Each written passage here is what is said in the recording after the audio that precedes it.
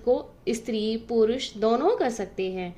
इस व्रत के उपास्य भगवान शंकर हैं, भोलेनाथ हैं, जो सब पर अपनी कृपा बनाए रखते हैं। सायकाल को व्रत करने वाले को शिव शंकर की पूजा करके अल्प आहार लेना होता है।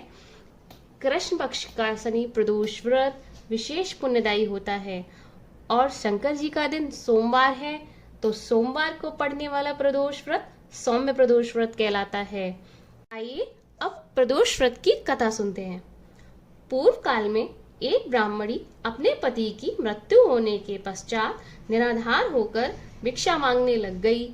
वह प्रातः होते ही अपने पुत्र को साथ लेकर बाहर निकल जाती और संध्या होने पर घर वापस लौटती। एक समय उसको विदर्भ देश का राजकुमार मिला, जिसके पिता को शत्रुओं ने मारकर राज्य से बाहर निकाल दिया था। इस कारण वह मारा मारा फिरता था। ब्राह्मणी ने उसे अपने साथ घर ले गई और उसका पालन पोषण करने लगी।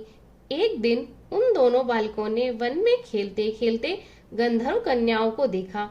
ब्राह्मण का बालक तो अपने घर आ गया, परंतु राजकुमार साथ नहीं आया, क्योंकि वह अंशुमति नाम की गंधर्व कन्या से बातें करने लगा। दूसरे दिन वह फिर अपने घर से आया। वहां पर अंशुमति अपने पिता के साथ बैठी थी।